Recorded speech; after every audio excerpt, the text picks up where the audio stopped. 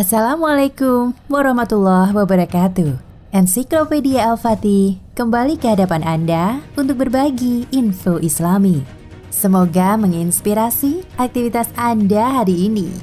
Dan jangan lupa klik tombol subscribe dan aktifkan notifikasi tombol lonceng agar tidak tertinggal berita terbaru dari Ensiklopedia Al-Fatih.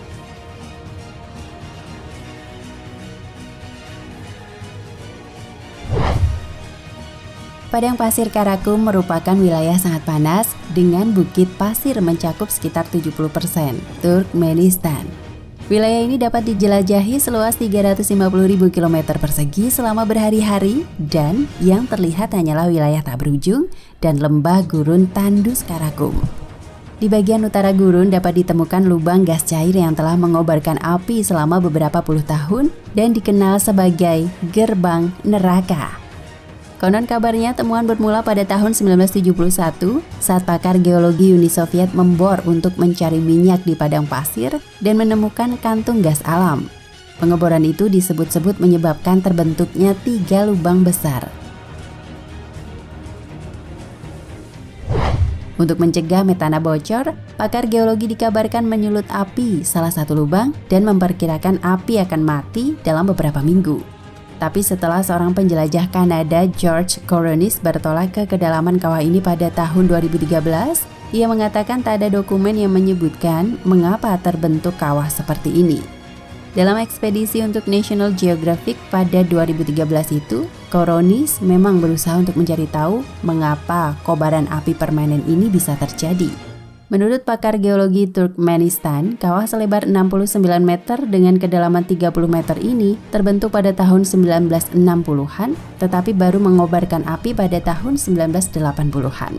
Namun dengan tingginya harga minyak dan gas di Turkmenistan selama masa Uni Soviet, tampaknya catatan apapun terkait terbentuknya kawah menjadi rahasia tingkat tinggi. Sejauh ini lubang metana yang terbakar ini menjadi salah satu tempat kunjungan turis di Turkmenistan yang mencatat sekitar 6.000 wisatawan mancanegara per tahun. Dan kesulitan itulah yang dihadapi George Coronis.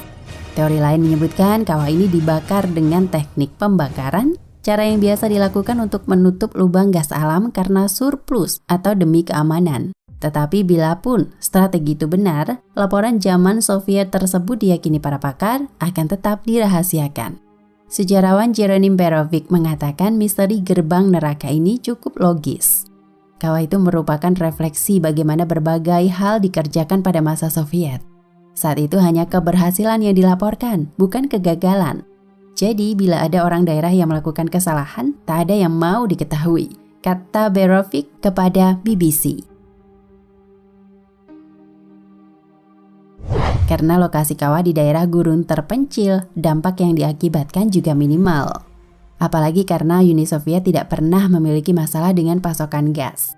Saat itu dengan produksi 700.000 kubik meter setahun. Jadi terbakarnya lubang gas ini memang relatif. Gas ini merupakan alternatif yang praktik, menurut Berovic. Membakar 15.000 atau 16.000 meter kubik per tahun atau sekitar 4 kali yang digunakan Swiss setahun. Bukan apa-apa bagi mereka. Jadi daripada menggunakannya dengan menyalurkan lewat pipa dan harus membangun infrastruktur, mereka memutuskan untuk membakarnya, katanya lagi. Di sisi lain, Stephen Green, seorang pakar mikrobiologi yang ikut dalam ekspedisi bersama Coronis, mengatakan melepaskan metana tanpa kendali merupakan suatu hal buruk. Jadi membakarnya merupakan satu hal yang logis. Membakar gas menghasilkan karbon dioksida, namun membakar metana lebih membahayakan lagi. Praktik ini biasa dilakukan di negara-negara seperti Irak, Iran, atau Amerika Serikat. Apapun itu, kawah itu terus terbakar. Setelah 10 tahun terakhir, hanya sejumlah penjelajah mencoba melihat dari dekat kobaran api di gurun pasir ini. Turkmenistan pernah mempertimbangkan untuk mematikan api. Namun pemerintah setempat memutuskan kawah ini dapat digunakan untuk meningkatkan pariwisata. Kawah metana yang berkobar ini menjadi salah satu daya tarik wisata di negara yang hanya dikunjungi sekitar 6.000 wisatawan mancanegara setahun. Gurun pasir Karakum ini menarik perhatian para penjelajah walaupun sulit untuk menuju kawah.